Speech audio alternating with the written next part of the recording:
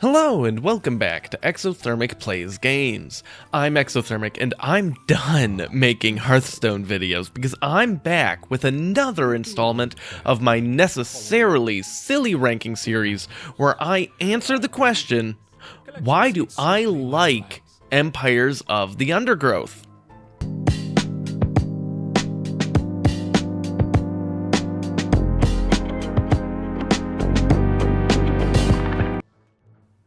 I already released a video with my first impression of the game, so I'll be brief about the bare bones basics with this one. Though there's definitely some things I didn't quite grasp in that video. I'll cover those in a bit.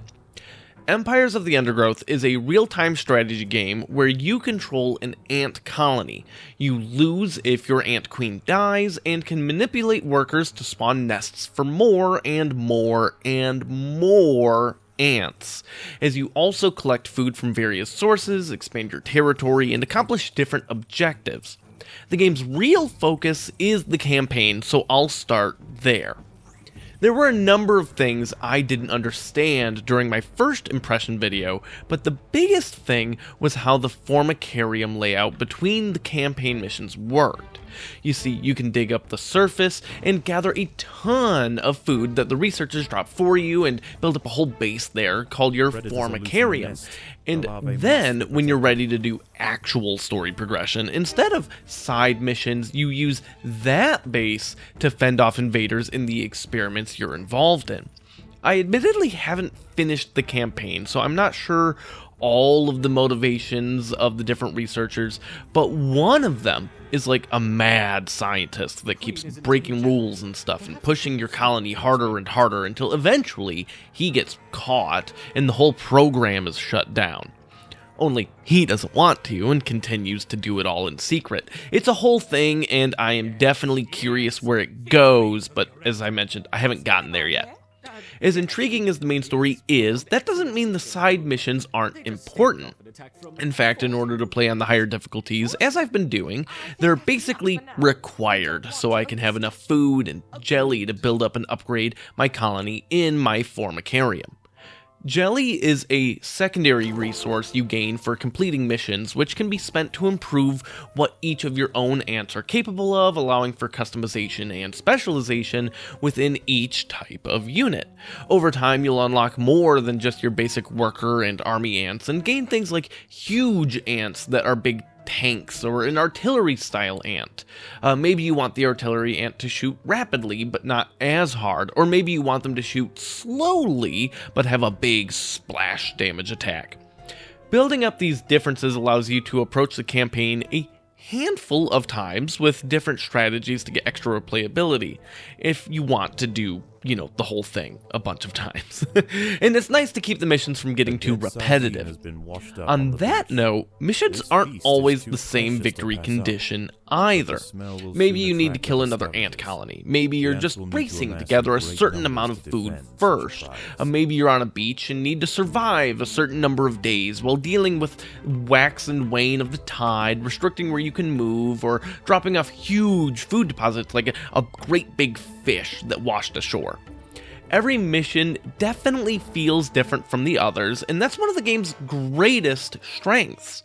There's also an achievement system, so if you're trying to do some of the harder things, you need to multitask a ton and capitalize on every opportunity for limited food as quickly as you can. So the game offers a lot of risk and reward in that fashion, which makes for many tense and exciting moments. The thing that so far, though, stopped me from completing the campaign is simply time. The pace of the game is admittedly very slow, often with missions taking upwards of an hour to complete.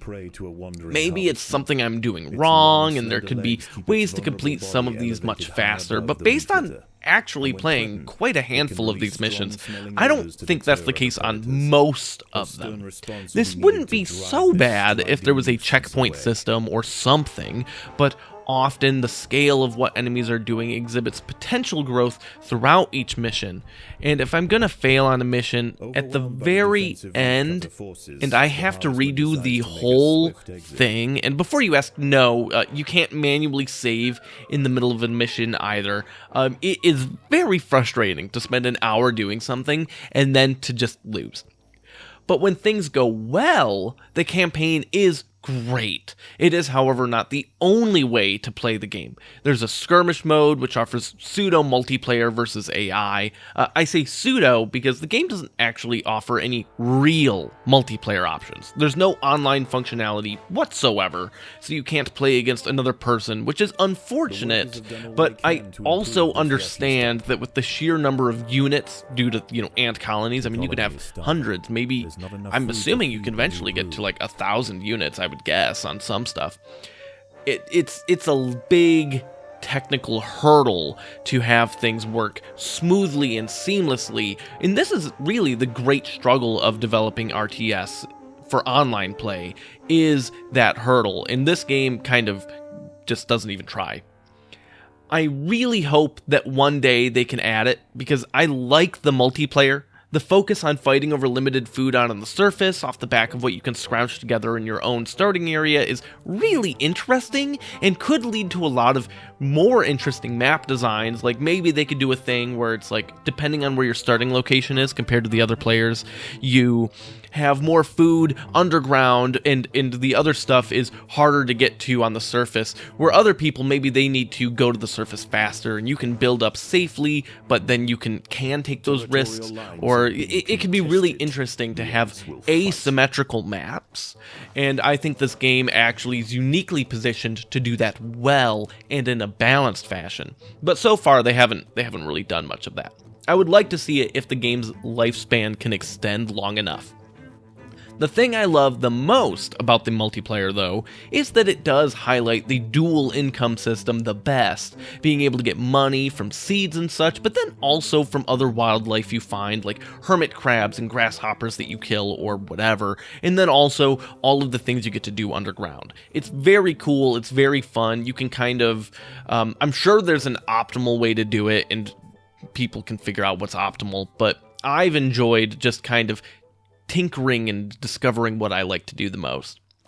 Empires of the Underground is a standout entry into a genre that's been starved of innovation for quite some time, and while it lacks many of the bells and whistles of bigger budget games, I still think it's very much worth checking out for fans of real-time strategy games, making it my new 217th favorite game, wedged between Puzzle Quest Challenge of the Warlords at 216 and Minecraft at 218. Some other nearby games include Grand Theft Auto 3 at 211, Asteroids at 221, and Age of Empires 2 at 209. That all being said, I really want to be clear that with a few small additions, this game could rise a lot in the rankings. I really like the gameplay itself, but simply adding a save feature and ideally checkpoints after key objective completions on the campaign missions would help immensely. There's also already been seasonal additions, like a bonus arcade game mode that's totally different than the rest of the game, tied into Christmas, with save options and continued development of just more of those fun things, extra things to do.